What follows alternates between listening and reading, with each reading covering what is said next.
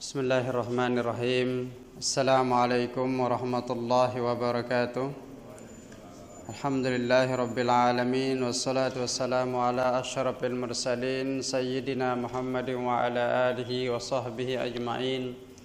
Allahumma aslih ummata Muhammadin sallallahu alaihi wasallam wa farrijan ummati Muhammadin sallallahu alaihi wasallam warham ummata Muhammadin sallallahu alaihi wasallam wanshur wahfaz wajid nahdatal watan bil alamin bihaqqi Muhammadin sallallahu alaihi wasallam. Wa qala Allah ta'ala fi Qur'anihil azim.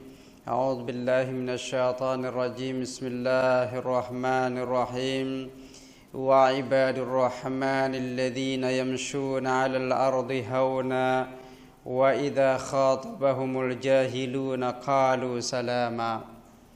والذين يبيتون لربهم سجدا وقياما والذين يقولون ربنا اصرف عنا عذاب جهنم إن عذابها كان غراما إنها ساءت مستقرا ومقاما والذين إذا أنفقوا لم يسرفوا ولم يقتروا وكان بين ذلك قواما.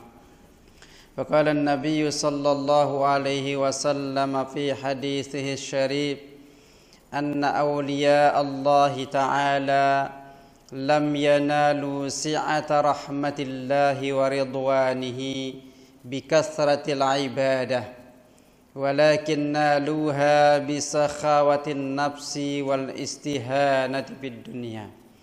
وقال النبي صلى الله عليه وسلم أو كما قال النبي صلى الله عليه وسلم في حديث آخر إن لله مئة رحمة أنزل منها رحمة واحدة بين الجن والإنس والبهائم والهوام فبها يتعاطفون وبها يتراحمون وبها تعاطف الوحش على ولدها وآخر الله 99 رحمة يرحم بها عباده يوم القيامة. صدق الله العظيم وصدق رسوله الكريم ونحن على ذلك من الشاهدين الشاكرين والحمد لله رب العالمين. Pertama sekali mari sama-sama kita merafakkan puji syukur kehadirat Allah Subhanahu wa taala yang telah memberikan nikmat sehat kepada kita semua, sehingga alhamdulillah pada pagi hari ini dapat kita melaksanakan kewajiban kita, yakni salat subuh secara berjamaah. Kemudian kita teruskan dengan kajian ilmu pengetahuan. Mudah-mudahan Allah Subhanahu wa taala memberikan keberkatan buat kita semua, menganugerahkan keridhaannya dan rahmat bagi kita semua, serta memberikan kemudahan untuk memahami apa-apa yang insyaallah kita akan kaji pada pagi hari ini.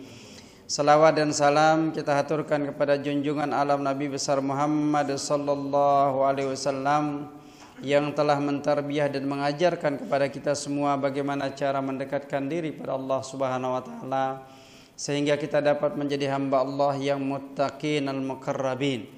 Mudah-mudahan Allah Subhanahu wa taala mempertemukan kita dengan baginda Rasulullah sallallahu alaihi wasallam, para sahabat beliau dan juga orang-orang saleh di kemudian hari. Amin ya rabbal alamin. Alhamdulillah, mudah-mudahan kita pagi hari ini diberikan kesehatan tentunya untuk mendapatkan apa-apa yang kita akan dengar ini dapat kita laksanakan dalam kehidupan keseharian kita. Amin ya rabbal alamin.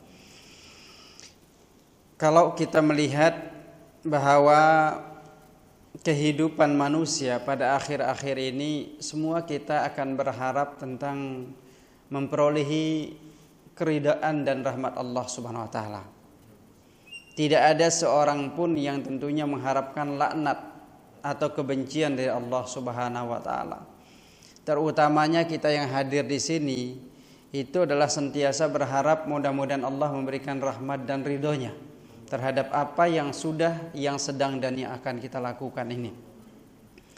Kalau kita melihat dari Al-Quran bahwa Allah Subhanahu wa taala mengatakan ibadur rahman, hamba-hamba Allah yang dicintai, yang dikasihi oleh Allah Subhanahu wa taala, yakni mereka-mereka yang yamshuna 'alal ardi, yang berjalan di atas bumi Allah,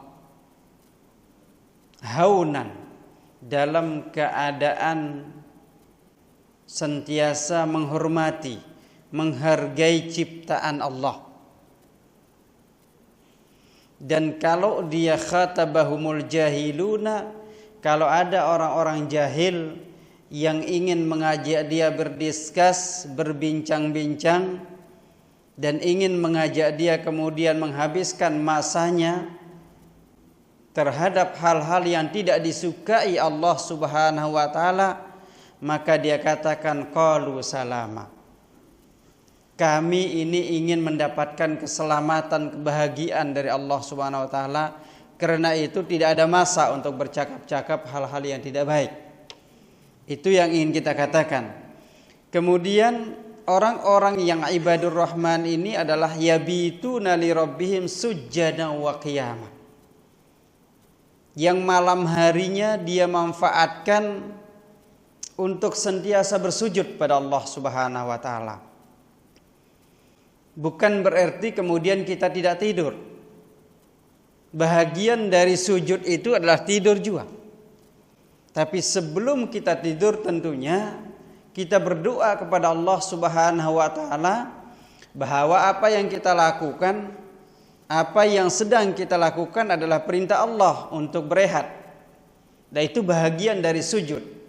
Sujud maknanya adalah kita fokus, mencoba menghadapkan wajah kita kepada Allah Subhanahu wa taala qiyaman wa qu'udan wa ala junubih. Baik ketika kita berdiri, ketika kita duduk, dan juga ketika kita berbaring. Itu makna dari sujud yang sebenar-benarnya. Wa qiyama, dan juga orang-orang yang menjadi ibadur rahman, yang akan dicintai Allah itu yang sentiasa berdirinya. Kerja yang dia lakukan, activity yang dia lakukan setiap hari diniatkan untuk Allah Subhanahu wa taala. Kemudian walladzina yaquluna rabbana srif 'anna 'adzaba jahannam inna 'adzabaha kana gharam. Yang dinamakan ibadur rahman, yang dicintai Allah Subhanahu wa taala adalah orang yang sentiasa mengatakan, ya Allah, jauhkan diriku ini, jauhkan keluargaku ini dari azab jahannam. Karena azabmu itu sangatlah pedih, sangat-sangatlah pedih. Maka jauhkanlah. Jadi artinya ibadur rahman itu yang sentiasa meminta kepada Allah untuk dijauhkan dirinya, keluarganya, baik zahir maupun batin, dari siksa api neraka jahannam. Walladzina idza anfaqu, dan orang-orang yang ibadur rahman ini ketika dia menafkahkan hartanya, lam yusrifu, tidak berlebih-lebihan, tidak menggunakan hartanya untuk hal-hal yang tidak dibenarkan oleh Allah Subhanahu wa taala. Walam yakturu, juga orang-orang ibadur rahman tidak termasuk orang-orang yang kikir, orang-orang yang kedekut, orang-orang yang tidak mau mengeluarkan hartanya. Jadi antara tasrif dan kedekut ini tidak dilakukan oleh orang-orang ibadur rahman. Artinya dia berada pada orang yang sentiasa berada pada pertengahan. Kalau dia menggunakan hartanya, dia gunakan kepada kebaikan. Kalau dia ingin memanfaatkan hartanya, maka dia manfaatkan pada hal-hal yang positif yang diinginkan oleh Allah Subhanahu wa taala. Rasulullah sallallahu alaihi wasallam dalam sebuah hadisnya yang sebagai wasiat kepada Ali bin Abi Thalib, ala ya Ali, anna awliya Allah Ta'ala lam yanalu si'ata rahmatillahi wa ridwani. Ketahuilah wahai Ali, bahwa keluasan rahmat Allah dan keridaan Allah tidak akan diberikan kepada wali-walinya bikasratil ibadah, karena banyak ibadah yang dia lakukan. Jadi kalau kita mau jadi wali Allah yang diberikan keluasan rahmat Allah dan ridha Allah, tidak kita akan perolehi dengan banyaknya ibadah yang kita lakukan. Tapi dengan apa? Walakin naluha bisakhawatin nafs. Jadi luasnya rahmat dan ridhonya Allah itu dapat diperolehi bukan karena banyaknya ibadah yang kita lakukan, tetapi dengan keluasan hati kita untuk memberi. Keluasan hati kita untuk memberi, sharing. Baik share pengetahuan, share ilmu, share juga harta benda. Wali-wali Allah itu adalah orang-orang yang sentiasa dekat dengan Allah. Man humul wali? Siapa wali? Wali adalah man wazabatu fi ta'atillah. Orang yang sentiasa istiqomah dalam berbuat taat pada Allah. Istiqomah dalam sakhawatun nafs, yang melapangkan dadanya untuk memberikan apa-apa yang dia miliki. Itu wali Allah. Jadi artinya kalau kita ingin memperolehi peringkat darjah wali, itu mestilah kita luaskan hati kita untuk memberi kepada orang lain. Dan memberi ini tidak setakat harta sahaja. Memberi pertolongan kepada orang yang terlihat susah di tengah perjalanan, itu adalah bagian dari istiqomah wali. Dan wali itu prinsip dasar kerjanya adalah istiqomah, walau sedikit. Hari ini misalkan kita mulai keluar dari rumah kita, berikan senyuman kepada orang lain sentiasa. Kalau berjumpa dengan orang, senyum. Ini artinya istiqomah fil khair, berbuat baik. Jadi sentiasa istiqomah di dalam berbuat baik. Jadi wali itu akan diperoleh oleh seluruh kita, asal kita mencoba istiqomah. Masuk ke dalam rumah kita, assalamualaikum warahmatullahi wabarakatuh. Setiap kita masuk rumah, ucapkan assalamualaikum, istiqomah. Insya Allah derajah wali kita akan peroleh. Jadi memberi tidak setakat berarti memberi harta sahaja. Sakhawatun nafs itu artinya meluaskan dada kita untuk memberikan sesuatu yang bermanfaat kepada orang lain. Baik fikratan, fikiran kita, idea kita berikan pada orang lain. Kemudian kaulan, ucapan kita yang baik kita berikan pada orang lain.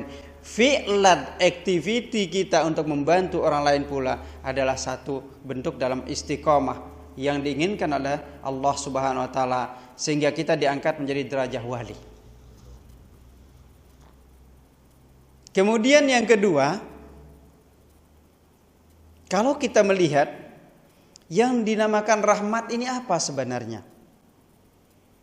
Rahmat ini merupakan bentuk kasih sayang Allah kepada seluruh makhluk yang Allah ciptakan, baik yang terlihat berakal ataupun tidak berakal, terlihat memiliki nafas, jiwa, ataupun yang diam seperti batu dan semua pokok-pokok ini terlihat diam. Tapi Allah memberikan rahmat kepada bahaim, haiwan, Allah berikan juga rahmat. Inna lillahi mi'ata rahmatin. Sesungguhnya Allah menciptakan 100 rahmat.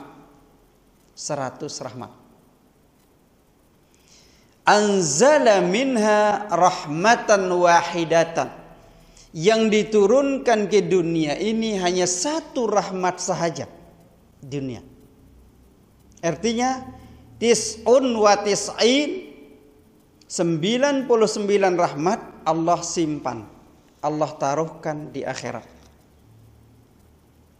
Dengan satu rahmat ini diturunkan kepada bainal jinni wal ins, kepada jin dan juga manusia, seluruh jin dan manusia. Minal masyriq ilal maghrib, Allah turunkan satu rahmat. wal bahaim wal hawam. Dan juga rahmat yang satu itu kita bahagi kepada semua binatang-binatang, hewan-hewan dan seluruh makhluk Allah. Coba, satu rahmat saja Allah turunkan ke dunia dan itu kita bagi seluruh makhluk Allah. Itulah rahmat itu kita gunakan kepada bapak sayang untuk istrinya. Digunakan kepada anak, kita sayang kepada anak kita. Seluruhnya satu rahmat saja. Coba dibayangkan, hanya satu Allah turunkan, tapi kita merasakan sayang kita kepada keluarga kita, sayang kita kepada orang lain. Hanya satu saja. Dan 99 itu Allah iddikhar, Allah simpankan di akhirat. Dan inilah yang kita coba usahakan setiap hari di dunia ini. Kita merebut hanya satu rahmat. Satu saja yang kita rebut. Kita cari rahmat ini hanya satu. Anak yang damit minta uang kepada ibu dan bapaknya, satu rahmat. Bapak disayang oleh istrinya, juga satu rahmat. Kita mencari setiap hari keluar dari rumah kita mencari rezeki, satu rahmat. Semua kita mengejar satu rahmat. Soalannya, kenapa kita tidak mencari yang 99 yang Allah sisakan di akhirat itu? Semua kita terfokus pada yang satu ini. Kita jarang sekali mencari yang 99 yang Allah tinggalkan untuk kita semua di akhirat. Kenapa tidak itu menjadi fokus kita? Syekh Tajuddin bin Athaillah As-Sakandari dalam kitab Hikamnya mengatakan, arih nafsaka minat tadbir. Bebaskan pemikiran dan aktiviti kita terhadap apa-apa yang Allah sudah atur. Allah sudah bahagikan rezeki kita di dunia. Allah sudah mengaturnya. Tapi kita paning berpikir bagaimana mencari rezeki yang Allah sudah atur. Padahal Allah sudah memberikannya. Kita paning bekerja, kita paning mencarinya. Yang Allah masih simpankan 99 rahmat belum kita cari.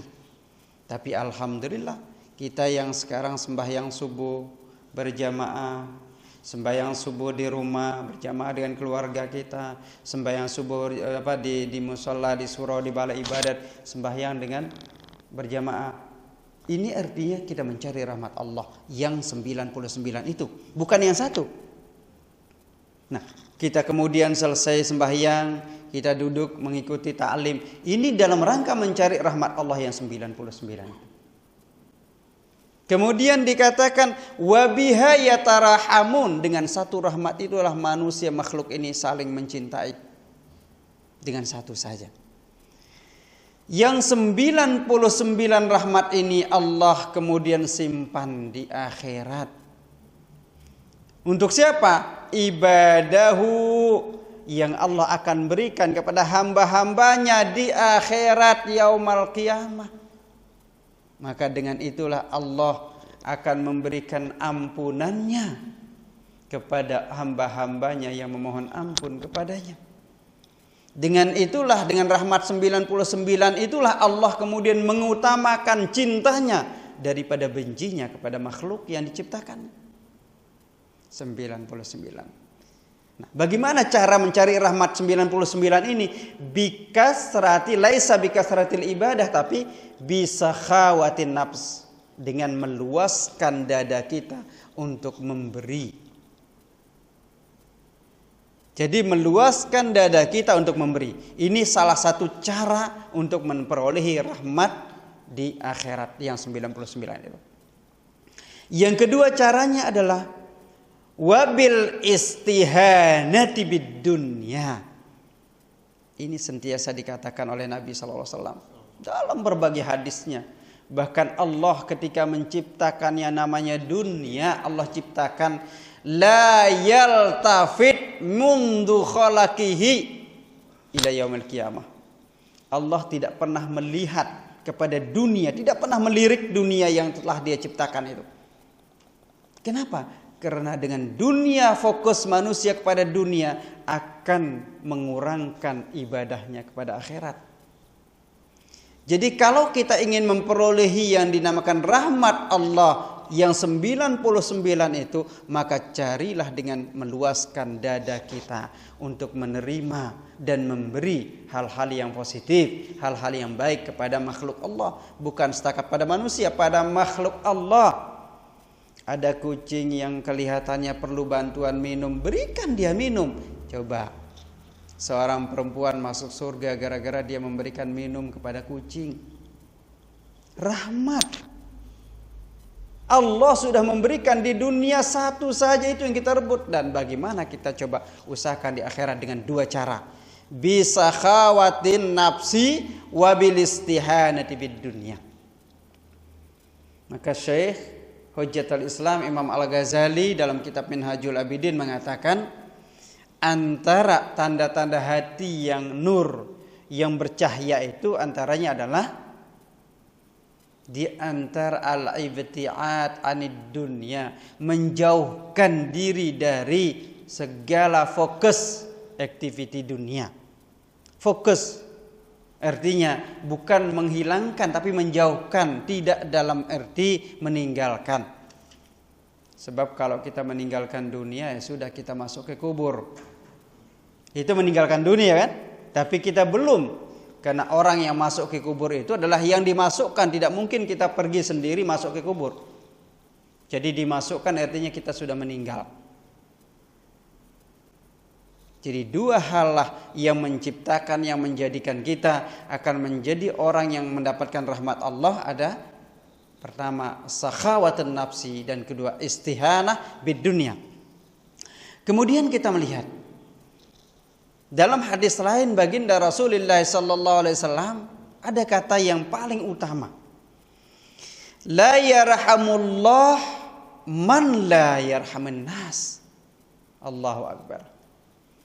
Allah tidak akan berkasih sayang, tidak akan memberikan kasih sayangnya kepada kita kalau kita tidak memberikan kasih sayang kita kepada manusia.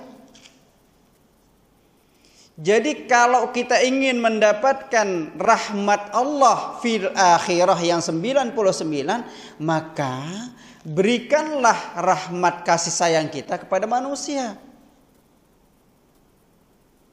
Orang yang kasih sayang kepada manusia itu artinya adalah orang yang peduli kepada orang lain. Tidak cuek, tidak biarkan orang lain kemudian dia sakit kita biarkan saja dia sakit. Peduli. Melihat jirannya tidak, biasanya jiran kita sembahyangnya rajin. Kok ini sudah 1 hari tidak keluar rumahnya? Ada apa? Kita mestilah tengok dia. Kita coba lihat dia ada apa yang terjadi dalam jiran kita. Hatta jiran kita itu walaupun dia tidak Islam, dia jiran kita. Sehingga pernah diceritakan seorang ulama selama 40 tahun dia berjiran dengan seorang Yahudi. 40 tahun. Dan selama 40 tahun jiran ini tempat tandasnya, tandas jiran yang di dalam rumahnya, rupanya dia bocor, dia rosak. Semua pembuangan kotoran itu masuklah ke dalam rumah ulama ini selama 40 tahun. 40 tahun kotoran pembuangan orang Yahudi tadi masuk ke dalam rumah ulama ini. Dan ulama ini setiap pagi membersihkan kotoran yang masuk dari rumah Yahudi. Setiap hari dia bersihkan, dia buang. Tanpa sehari pun dia tahu bahwa kotorannya itu masuk ke dalam rumahnya orang Islam atau ulama. Yahudi tidak tahu. Dan ulama ini tidak pernah bercakap. Selama 40 tahun jirannya Yahudi kotorannya masuk ke dalam rumah dia. Dan dia bersihkan setiap hari. Apa yang terjadi? 40 tahun 1 hari ulama ini sakit. Sakit yang semua orang melihat ulama ini kenapa dia tidak keluar. Biasanya keluar sembahyang. Tapi pada suatu hari dia tidak keluar. Yahudi ini rupanya juga melihat. apa yang dia lakukan oleh ulama ini setiap hari. Karena dia jiran, dia merasa baik Yahudi ini, masuklah ke dalam rumah ulama itu. Tapi begitu dia masuk buka pintu ulama itu, dia tidak kuat dengan bau kotoran yang ada di dalam rumah ulama itu. Kenapa? Satu hari itu ulama tidak membersihkan kotoran si Yahudi yang masuk ke dalam rumahnya karena dia sakit. Begitu Yahudi ini masuk, dia menutup hidungnya karena tidak kuat dengan baunya. Padahal kotoran siapa? Kotoran Yahudi itu sendiri yang dibersihkan oleh ulama, dan hari itu tidak dibersihkan karena ulama itu sakit. Akhirnya Yahudi itu mengatakan begini pada ulama, bau apakah ini? Ulama ini tadinya tidak akan bercakap, tapi karena ini sudah suasananya tidak menyamankan dirinya dan juga orang yang datang ke rumahnya, maka dia terus terang. Kotoran yang berbau seperti ini adalah datangnya dari rumah Anda. Selama 40 tahun rumah Anda mengirimkan kotoran ke rumahku. Begitu mendengarkan kata-kata ulama ini, langsung Yahudi tadi mengatakan asyhadu an la ilaha illallah wa asyhadu anna Muhammadar Rasulullah, dan dia bersihkan rumah ulama itu dengan baik. Bayangkan, jirannya walaupun Yahudi, dia terus memelihara kasih sayang itu. Man la yarhamin nas la yarhamullah. Orang yang tidak memiliki kasih sayang kepada manusia lain, Allah tidak akan memberikan kasih sayangnya, walau di dunia sekalipun, apalagi di akhirat. Dan kita melihat orang, mungkin dia ini orang miskin, tak payah disayangi. Dia ini orang, kita macam-macam alasan kita untuk dia sayang pada orang lain. Padahal Allah sangat sayang kepada hamba yang dia ciptakan. Maka tidak dibenarkan kita menghina orang lain karena dia miskin. Tidak dibenarkan kita menghina orang lain karena dia wajahnya tidak tampan. Tidak dibenarkan kita menghina orang lain karena dia bukan bahagian dari keluarga kita. Allah sudah menciptakan dia, apapun bentuknya. Man la yarhamin nas la yarhamillah. Sungguhnya orang yang tidak mencintai saudaranya, makhluk Allah, maka dia tidak akan pernah mendapatkan rahmat Allah di akhirat kelak. Satu hadis lagi, Rasulullah SAW mengatakan bahwa ar-rahimuna yarhamahumur rahman. Orang yang saling menyayangi, maka Allah kemudian memberikan sayangnya kepada kita yang saling menyayangi itu. Maka Nabi Muhammad SAW dalam hadis lain mengatakan, kalau engkau mencintai saudaramu, katakanlah inni uhibbuka fillah. Kalau benar-benar engkau cinta kepada saudaramu, maka katakan kepada saudaramu, aku cinta engkau karena Allah. Katakan. Waddah lahu. Dan ini ajaran Rasulullah SAW. Ini sekarang bulan Maulid, kita akan merayakan hari lahirnya baginda Rasulullah SAW. Mari kita coba ikuti apa yang baginda lakukan. Rasulullah senantiasa melakukan kebaikan, sayang kepada setiap orang. Dan bulan inilah kita akan meraihkan kelahiran beliau. Coba kita praktikkan, ikut apa yang beliau lakukan. Irhamu, kemudian dikatakan, sayangilah man fil ardi, siapa sahaja yang ada di atas bumi ini. Yarhamukum man fis sama, maka Allah akan perintahkan semua malaikat di langit maupun bumi akan menyayangi kita. Allahu Akbar. Jadi kasih sayang Allah itu kita akan memperolehi dengan kita sayang kepada manusia, sayang kepada makhluk Allah. Bukan karena banyak ibadah kita. Ada orang yang ibadah terus dalam masjid, tidak memperdulikan jirannya. Itu bukan makhluk Allah, hamba Allah yang baik. Maknanya ketika kita ibadah, hubungan kuat kita dengan Allah, maka mestilah dijaga hubungan baik kita dengan manusia. Kalau ada orang yang ibadahnya baik, hubungannya dengan manusia lain tidak baik, berarti belum sempurna sebagai manusia yang baik. Jadi yang makhluk yang baik, manusia baik adalah ketika hubungannya dengan Allah baik, maka dia mesti hubungan dengan manusia pula mesti baik. Itulah yang dinamakan hubungan vertikal dengan Allah baik, hubungan horizontal dengan manusia makhluk Allah mestilah baik. Dan ingat, irhamu man fil ardi yarhamukum man fis sama. Kasih sayangilah orang-orang atau makhluk-makhluk Allah yang ada di bumi ini, maka Allah akan memberikan kasih sayangnya, akan memerintahkan semua para malaikat mengasihi sayangi kita semua. Kalau kita sudah disayangi Allah, apa yang terjadi? Kaki kita mau berjalan, pastilah jalan kita kepada kebaikan. Ini tandanya Allah menyayangi kita. Kaki kita ini mengarahkan diri kita untuk melakukan kebaikan. Tangan kita untuk memegang sesuatu, mestilah Allah mengarahkan pada yang baik. Mata kita ini Allah arahkan untuk melihat yang baik. Telinga kita akan diarahkan Allah untuk mendengar yang baik-baik. Lisan kita ini Allah tuntun dia untuk mengucapkan, mengatakan perkataan-perkataan yang baik. Jadi kalau kita sudah disayang Allah, ini buktinya. Ucapan kita yang keluar baik, penglihatan kita yang kita lihat baik, pendengaran kita yang kita dengar baik, dan tangan kita melakukan aktiviti yang baik, kaki kita juga akan berjalan kepada tempat-tempat yang baik. Nah, sekarang kita dapat merasakan, alhamdulillah, kalau Allah sudah meringankan kaki kita untuk melangkah ke tempat pengajian, itu artinya kita sudah disayangi Allah. Allah sudah memberikan kita mendengar kalimat-kalimat yang baik. Berarti itu buktinya Allah sayang kepada kita. Allah berikan untuk melihat hal-hal yang baik. Al-Quran setiap hari kita baca, itu bukti bahwa Allah sayang kepada kita. Allahu Akbar.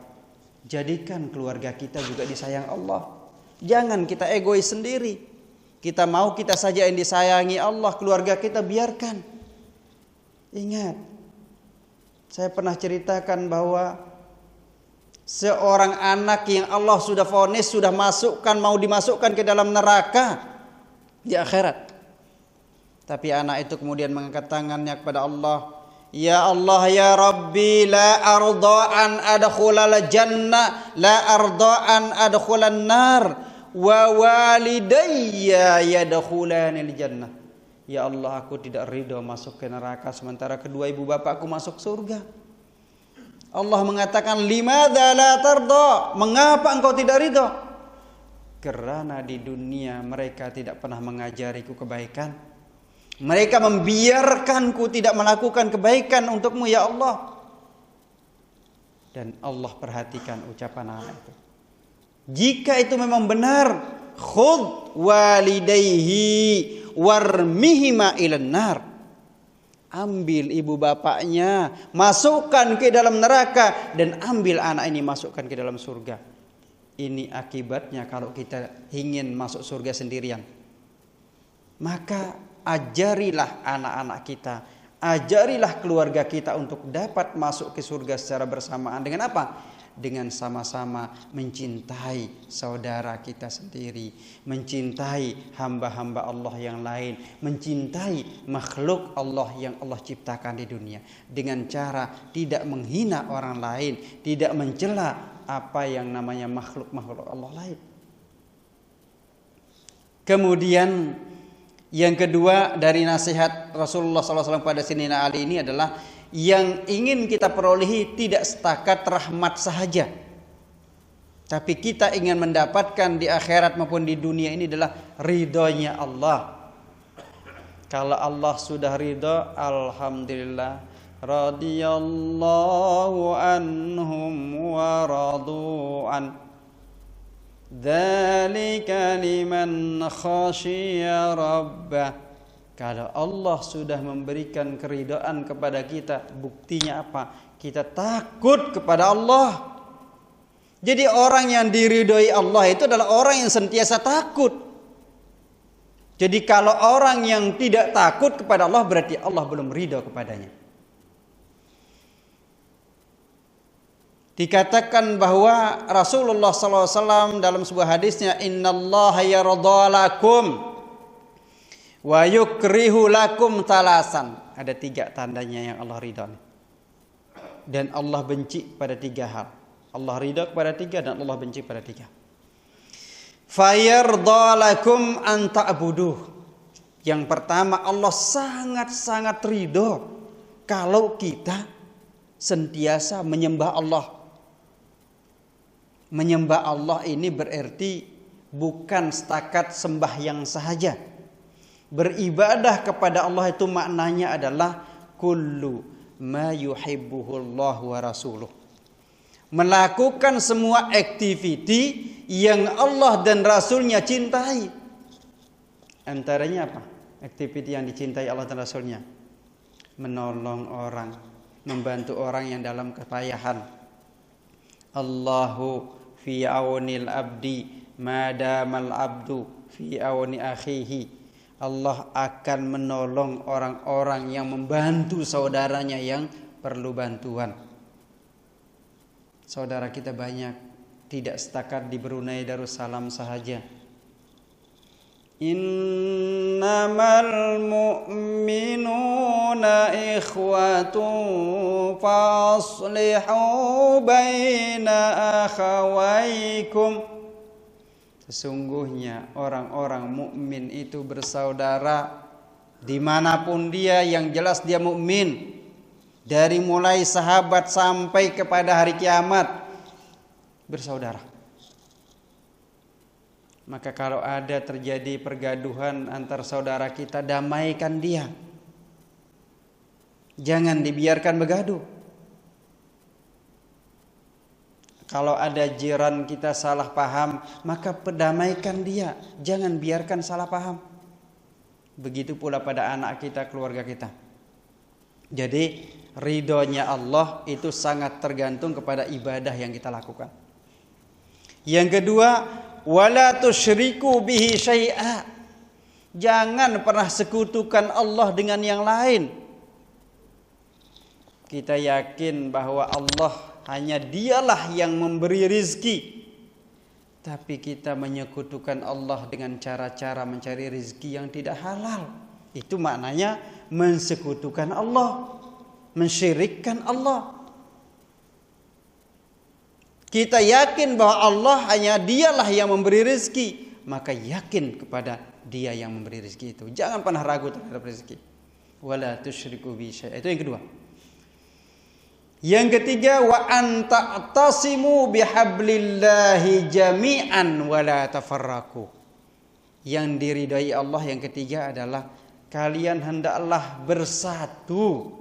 Jangan bercerai-berai. Jangan kalian saling memisahkan satu sama lain. Jangan memisahkan, memutuskan tali silaturahim. Jangan memutuskan hubungan keluarga dan seterusnya. Itu 3 yang diridai Allah. Dan 3 hal yang dibenci Allah adalah qila wa qala. Banyak menceritakan orang lain. Qila wa qala, kata dia begini, kata dia begini. Janganlah. Kita suka menceritakan aib teman kita sendiri. Atau aib keluarga kita sendiri. Atau aib negara kita sendiri. Jangan ceritakan pada orang lain. Sesungguhnya Allah akan menutup aib orang ini di akhirat selama dia di dunia tidak pernah membuka aib diri dan keluarganya dan saudara-saudaranya. Allah akan satarahu yaumul qiyamah, akan menutup aib-aibnya. Coba sekarang kalau Allah buka aib kita, satu saja aib kita ini Allah buka di dunia, Allahu Akbar. Saya yakin kita tidak akan berani menegakkan kepala kita karena malu kita kepada orang lain. Karena kita ini aibnya banyak. Tidak ada satu manusia pun yang tidak memiliki aib. Tapi Allah menutupi itu semuanya. Kenapa? Karena sayangnya Allah pada kita. Maka jangan pernah mencoba-coba buka aib orang lain. Karena nanti kita akan dibuka oleh Allah aib kita. Sekarang yang terjadi kan gitu. Orang membuka menceritakan aib orang lain, maka Allah buka aibnya lebih besar lagi kepada orang lain. Nah, jadi qila wa qala dihindari. Jangan pernah mengatakan qila wa qala atau menceritakan hal-hal yang lain. Yang kedua, wa kasratus su'al. Jangan terlalu banyak bertanya. Kenapa saya mesti beribadah ya Allah? Kenapa saya mesti pergi ya Allah? Kenapa saya mesti mengaji ya Allah? Jangan pernah terlalu banyak bertanya. Kalau Allah sudah katakan maka ubudullah. Kalau Allah mengatakan sembahlah aku, maka sembahlah Allah. Jangan bertanya mengapa harus sembah Allah. Jangan bertanya mengapa saya harus kasih sayang pada orang lain. Tidak. Kasih sayang kepada orang lain, pada makhluk Allah, Allah akan memberikan kasih sayangnya pula pada kita. Yang ketiga, wa idha'atul mal.